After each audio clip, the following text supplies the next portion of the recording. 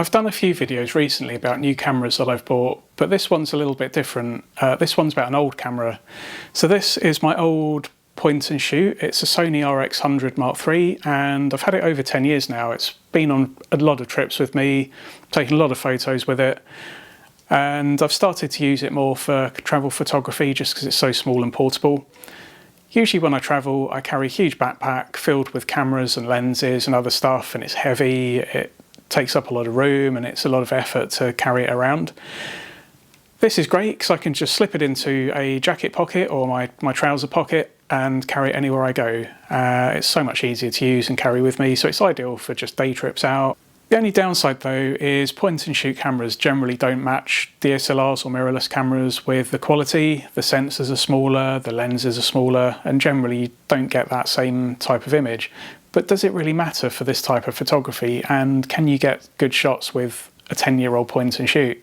I'm down in Brighton here for the weekend, so I'm going to find out. Camera technology's moved on a lot in 10 years or so, lots of improvements with sensors improving, low light sensitivity, lens design, etc. So how does this stack up still to cameras these days? Can it hold its own? And also, why would you carry this versus an iPhone, for example? I mean, I always have my phone with me, and I always say the best camera that you've got is the one that you've got with you at the time. So what I'm going to do as well is I'm going to take a couple of shots and compare it to my iPhone. It's an iPhone 13 Pro Max, so it's not the latest, but it's still, as iPhones go, pretty good. And I'll just show you the kind of difference in quality that this gives you. And it's not much bigger in size and weight than an iPhone, and it's not difficult to carry one of these as well. So, as I say, I'm here in Brighton. I'm going to head out soon and get some shots, and I'll put them into the video, and you can see what you think of them. Let me know in the comments what you think as well. First though, I'll give you a quick overview of the camera.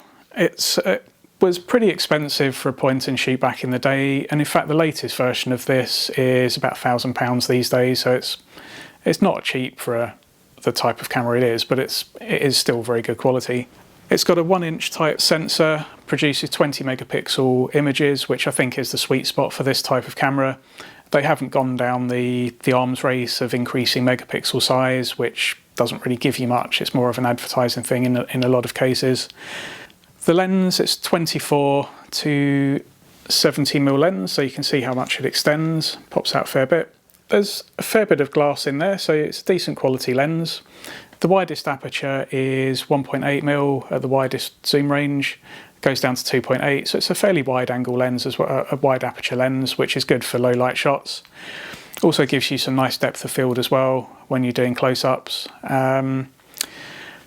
There's a flip out screen which goes all the way up 90 degrees, which is good for selfies, and it's also great for if you want to hold it down by your waist for a bit of subtle street photography, and you can bend it down as well, so angle it down, which is good for if you want to take shots above people's heads.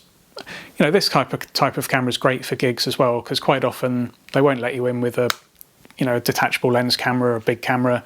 This gives you good quality, good low light images, and you'll get into concerts and things anywhere that doesn't allow mirrorless cameras or SLRs, etc.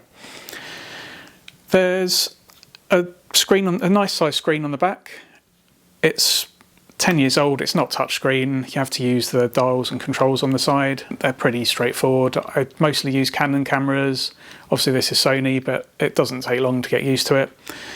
You've got all the usual settings on there. It shoots RAW as well, which is good for image quality. I tend to shoot RAW all the time and then edit the images in Lightroom.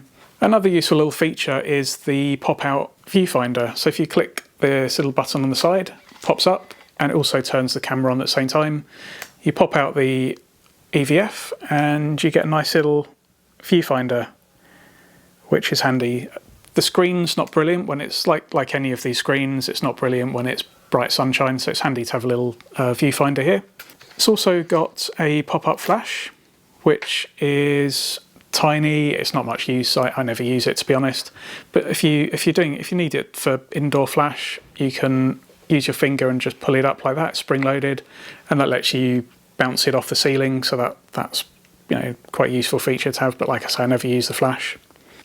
This isn't meant to be an in-depth technical review though, so I'm going to head out now, take some photos, and you can see what you think of them.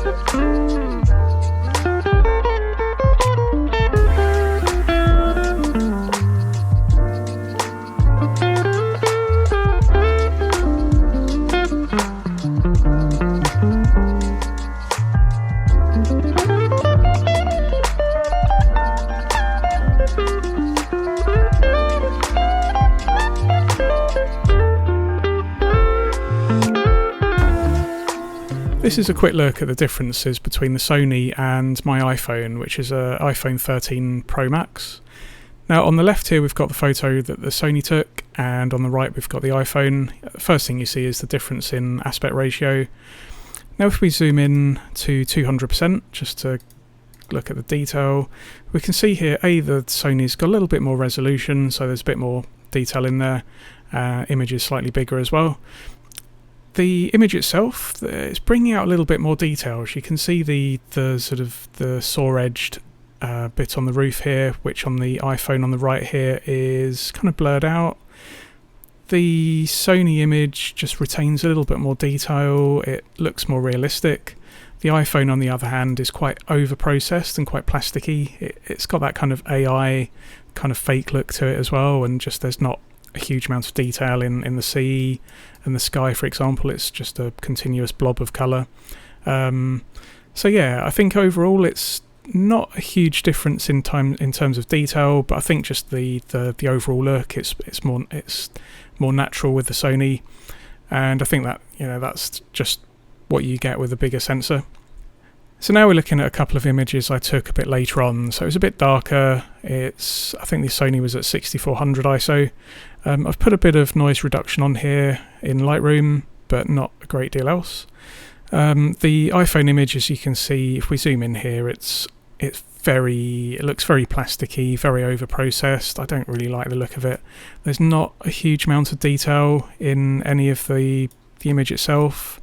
If we compare that to the Sony, which is on the right, so if we look at this little booth here, you can see here we can read the writing on here on the booth with the Sony image and in the background, whereas on the iPhone it's just a big blob of mess really. It's not done a great job of that, and that really is just down to the larger sensor on the Sony. It's just able to bring out more light from the image, and that's really the main area of improvement. What this shows really is that even with a 10-year-old point and shoot, it still gives better quality images than a current or relatively modern iPhone or smartphone. It shows it's definitely worth carrying one with you, especially if you're shooting in low light conditions. It really, the difference is noticeable. I hope you found this video interesting and enjoyed my photos from Brighton. If you have done, then please do hit the like button, and thanks a lot for watching.